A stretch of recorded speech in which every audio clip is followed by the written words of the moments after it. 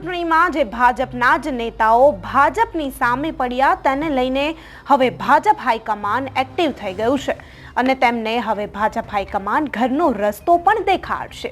તો શું તેમાંથી એક નેતા એવા જવાહર ચાવડાની પણ ઘર વાપસી થશે? શું છે સમગ્ર મામલો તે જાણીશું આ વિડીયોમાં। નમસ્કાર, હું અમરીન અને તમે જોઈ રહ્યા છો નિર્ભય ન્યૂઝ।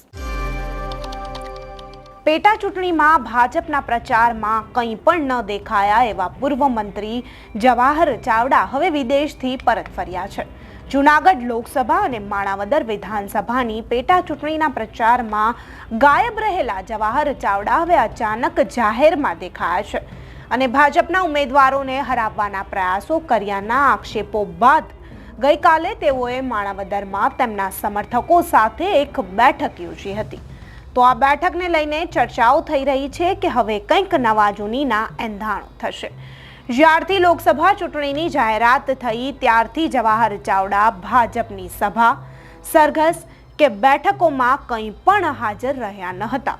ત્યારે વડાપ્રધાન, મુખ્યમંત્રી, પ્રદેશ ભાજપ પ્રમુખની હાજરીમાં યોજાયેલા તમામ કાર્યક્રમોમાં જવાહર ચાવડાની ગેરહાજરી જે છે તે ઉડીને આંખે વળગે તેવી હતી।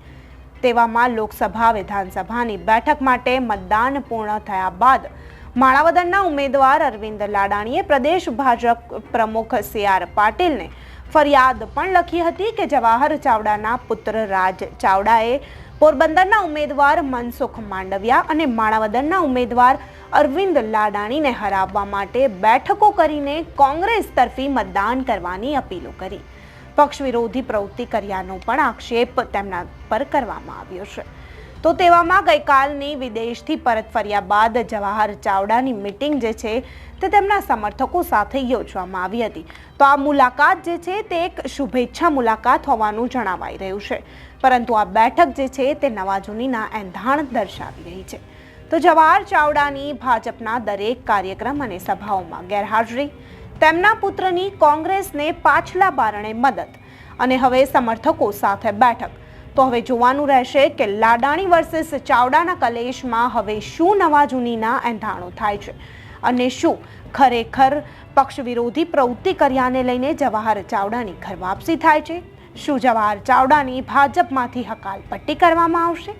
આ મુદ્દે તમારું શું કહેવું છે તમને કમેન્ટ બોક્સમાં ચોક્કસથી જણાવજો તથા અમારી ચેનલ નિર્ભય ન્યૂઝને લાઇક, શેર અને સબસ્ક્રાઇબ કરવાનું ભૂલશો નહીં। આભાર।